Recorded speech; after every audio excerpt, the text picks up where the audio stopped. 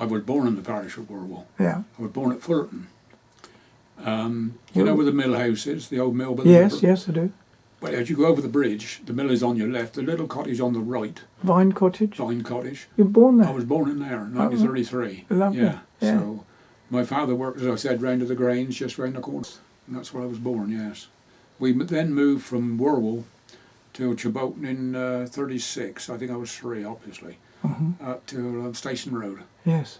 And Mother was there till, I think she was there 46 years. Gosh. In that same bungalow. Yeah.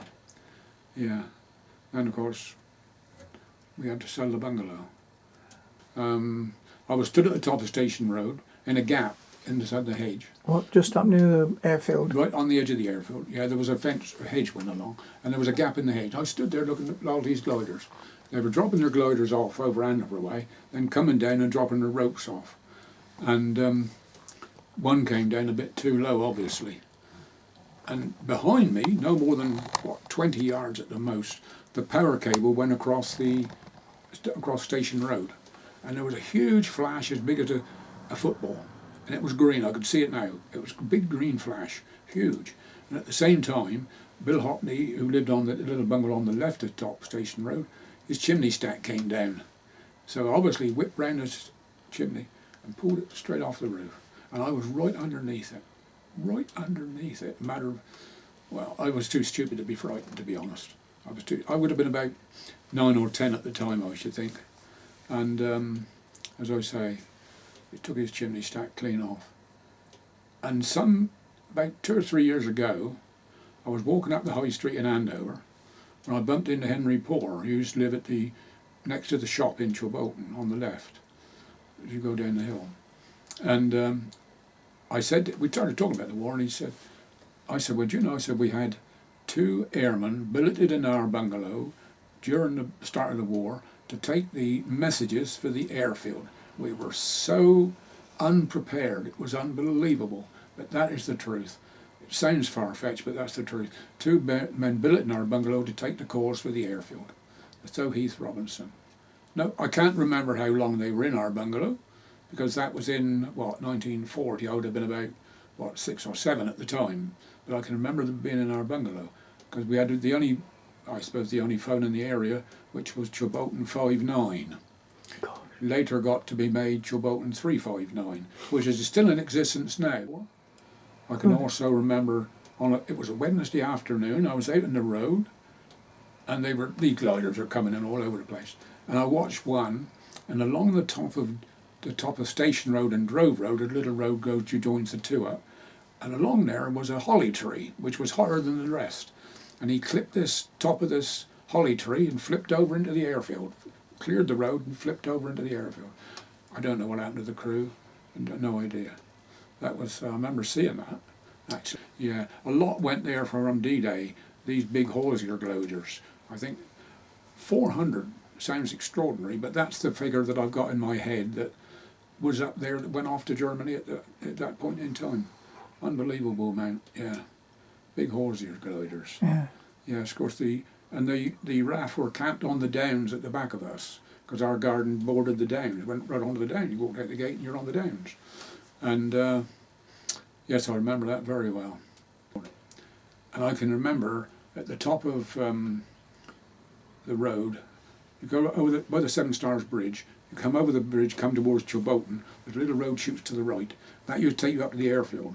And up there on the right-hand side there was a small plantation, scrubland, nothing else.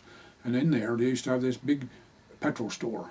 They had, God knows how many thousands of gallons of fuel of some sort. I'm not sure what sort of fuel it was. But anyway, fortunately, the bombs missed them.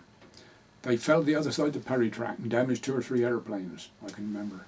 Because about a week after that, or a few days after that, of course we as kids used to get up with the Americans on the airfield. And one came in one night, he was going off somewhere, and he said, would you like a ride? So I said, yes, please. What, in an aeroplane? In an aeroplane, as true as I sit here. Anyway, he strapped a parachute onto me. We went off, we went down over the sea somewhere and dropped a man off on the old runways that they made up with those big metal things. They used to clamp them together, claw together, and they made runways of them. And we landed on there and came back home. landed, and then I went down and told Mother where I'd been. Too late. Yeah, I had a fight with the Americans during the war. That was unbelievable. Unbelievable, yeah. There's another one of my great memories during the war. This is quite an extraordinary story, which takes some believing, but it's true. At Newton Stacy, they had a dump. The Americans had a dump. And they dumped any and everything up there. I mean everything.